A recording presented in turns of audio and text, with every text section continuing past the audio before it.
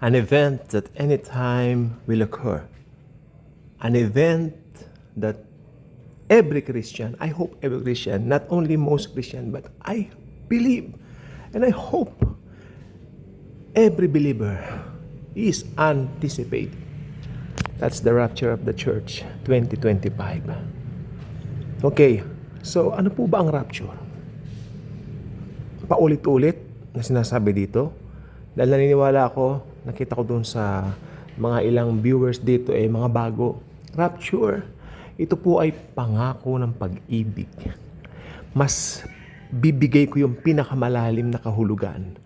Pangako ng pag-ibig ni Jesus sa mga nagmamahal sa Kanya, ang mga believers niya. Sino ba mga believers? Lahat ng naglagak ng tiwala sa tinapos na gawa ng Panginoon sa krus ng Kalbaryo. When He stated, "It is finished." It is finished already. Ibig sabihin, hindi mo na kailangan maghirap, hindi mo na kailangan gawin ang mga ginagawa ng mga Hudyo noong unang panahon. In the first place, we are not Jews. We are Gentiles. Another thing to be thankful for. Because tayo po ay hindi na saklaw ng mga kautusan na yaon. Okay, so I am so sad. There are some Gentiles who is wearing Jew clothes. You know, they're trying to be Jew. They're trying to do the traditions the Jews are doing, especially in the Old Testament times. I'm so sorry, medyo hindi magandang pakiramdam ko. I mean, ito kanina sa But despite of this, I mean, I would like to give you, gusto kong i-present ang rapture na talagang tagos ang pag-ibig ng Diyos. It's not just an event na parang panakot. No, hindi po ito panakot. Huwag niyo sabihin, tinatakot namin ng mga tao. We're not inserting fear. We are reminding people, John 3:16, the famous verse. I mean, John 3:16 is the heart of the whole Bible. From Old Testament to the New Testament, that's the very heart of the Bible. John 3:16. Okay? Rapture will occur anytime. I believe it.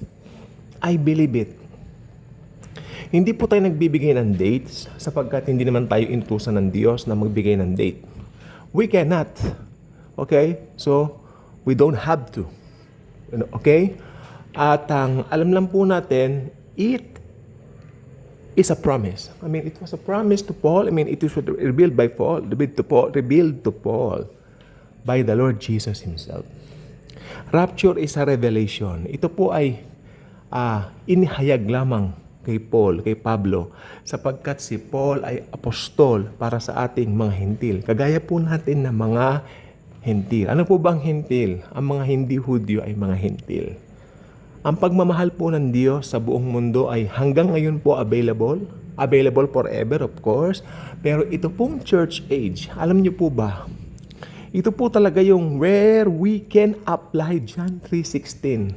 That quick, that easy. That quick, that easy, pero it's priceless. The result will be priceless. That's why if you are not yet putting your trust or your faith in the finished work of Christ, ngayon na po ang tamang panahon. Huwag ka na magpatumpik-tumpik pa. Receive the Lord Jesus Christ as your very own personal Lord and Savior. Because tanging doon lang magkakaroon ka ng buhay na walang hanggan. Pangako po ng Panginoong Jesus, ako ay kumakatok at sino magbubukas sa akin, ako ay papasok. Okay? At ako ay tatahan at kakain kasama niya. What a great privilege. Walang hihigit na pribileyo yung makasama mo ang Panginoong Jesus.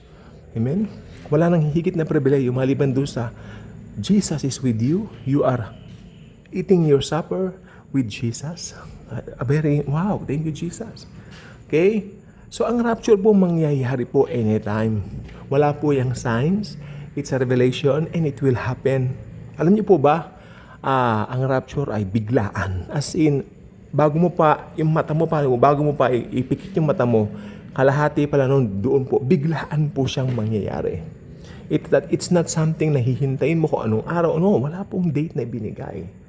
We cannot give some assumptions either. We cannot do that. We cannot just do that. Sa Bible po tayo. Walang nakakaalam. Okay? So, pero walang nakakaalam, pero ito po ay magaganap. Ito ay mangyayari at sana nga po ngayon 2025 na.